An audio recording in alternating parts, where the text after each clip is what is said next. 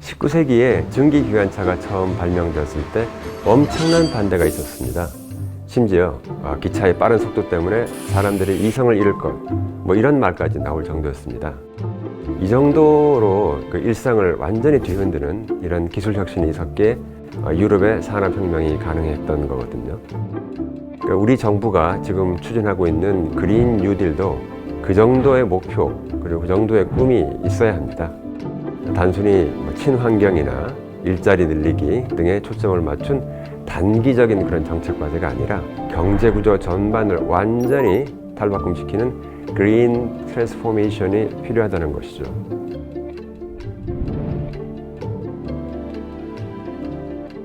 친환경 저탄소 경제로의 전환을 가속화한다는 목표의 그린 뉴딜은 디지털 뉴딜과 함께 문재인 정부의 한국판 뉴딜을 구성하는 두 가지 축 가운데 하나입니다. 사실 친환경이 새로운 개념은 아니라고 봐야죠. 다만 지금까지의 친환경이 선언적 의미에 그쳤다면 이번에 정부가 추진하는 그린 뉴딜은 경제 구조 자체의 패러다임 전환을 목표로 하고 있습니다. 코로나 사태 때문에 더욱 악화된 측면이 있지만 사실 우리나라는 코로나 이전에도 저성장, 저출산, 양극화 등 여러 가지 그런 경제 문제에 직면해 있었습니다. 이를 근본적으로 타개하기 위해선 대전환이라 불릴 정도의 혁신이 필요한데 이를 위해 정부가 내놓은 개념이 바로 그린 뉴딜이죠. 현재 그린 뉴딜 개념을 주도하고 있는 것은 유럽입니다. 2019년 12월에 우르줄라 폰더라이언 EU 집행위원장이 새로 취임을 했는데요. 취임 일성으로 내세운 것이 2050년까지 EU를 최초의 탄소 중립 대륙으로 만들겠다는 것이었습니다. 유럽 내에서 배출되는 탄소와 흡수되는 탄소를 상쇄시켜서 탄소 배출량을 0으로 만들겠다는 것이죠. 이 같은 환경 분야, 기후변화 대응과 관련한 청사진을 유럽 그린 딜 이렇게 부릅니다. 우리 경제는 지금껏 패스트 팔로워의 전략을 추구해 왔습니다. 정부의 이번 그린 뉴딜은 유럽의 그린 딜을 캐치업하는 동시에 기존의 추격형 경제를 선도형 경제 체제로 탈바꿈한다는 그러한 목표를 갖고 있습니다.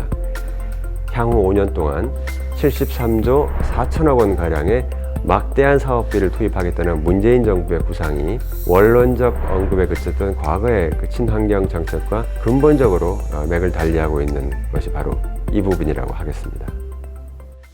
정부의 그린 뉴딜 정책에 있어서 덴마크를 눈여겨볼 필요가 있습니다. 덴마크는 한때 조선업이 세계 1위 국가였는데 그 자리를 우리나라에 넘겨줬죠. 그렇지만 그들이 갖고 있던 선박 제조나 유지 기술이 신재생 에너지와 관련한 원천 기술 확보에 큰 도움이 됐습니다. 정부가 연구개발 분야를 적극 지원하면서 풍력 발전에 들어가는 세계 최고 수준의 터빈 블레이드 제작 기술을 확보했습니다. 수소 에너지 개발에 전 세계 주요국들의 정책이 경쟁적으로 쏟아져 나오고 있는 최근의 상황도 우리가 주시할 필요가 있습니다. 수소 경제를 비롯해 세계 각국의 그린 정책 모두가 장기적인 관점에서 친환경을 검토하고 이를 새로운 국가의 성장 동력으로 삼으려는 그러한 모습입니다. 우리 정부 역시 긴 호흡을 갖고 지속적이고 일관되게 관련 연구개발이나 인프라 지원에 나설 필요가 있습니다. 아울러 그린 뉴딜 생태계를 조기에 구축하는 것이 매우 중요합니다. 현재 그린 딜을 추진하고 있는 유럽이 이른바 그린 스탠다드, 즉 환경과 관련한 규범을 선정하면 후발주자들은 룰테이커가 될 수밖에 없어요. 예컨대 유럽에서 터빈의 안정성 기준이나 플라스틱 유해 함량 기준이나 이런 것을 먼저 정해버리면 우리 기업은 이를 따라가야만 한다는 거죠.